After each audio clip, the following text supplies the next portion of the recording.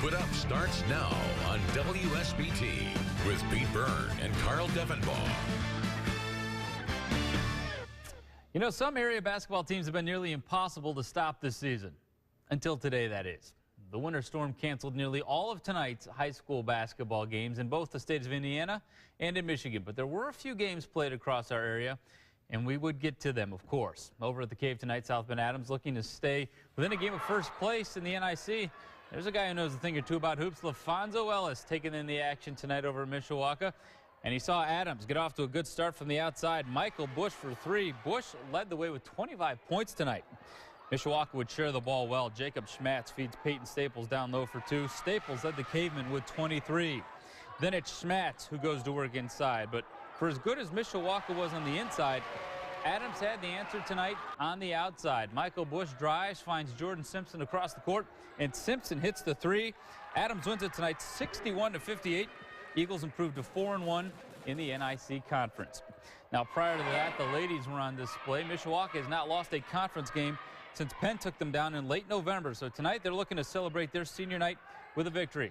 Early on, good start. They go inside to Taylor Parmley. Good senior night for her. Then in the corner, it's Lauren Groove for three as the seniors leading the way for Mishawaka. Back comes Adams. Some really nice passing here for the Eagles as they go inside to Devin Jackson, who gets the layup.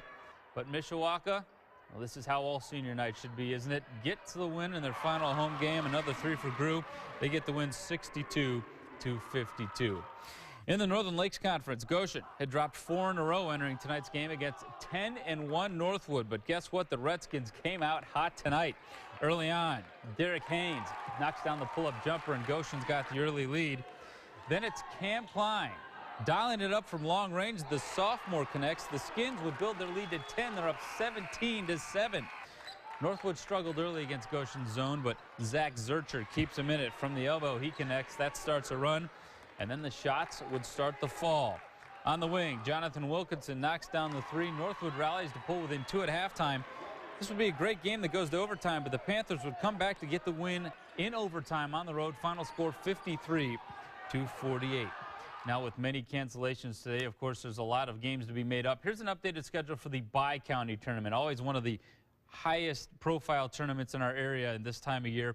They were originally scheduled to make up games tomorrow morning, but I just got an email from the athletic director at LaVille, and so we're going to make a quick change to the graphic you see here. Triton and Culver girls and Oregon Davis and LaVille girls, there you see it, are going to play tomorrow night. They have 2 gyms over at LaVille, so the semifinals for both the boys and the girls will be played simultaneously tomorrow night at 6:30 and 8 o'clock. They've canceled the consolation games altogether.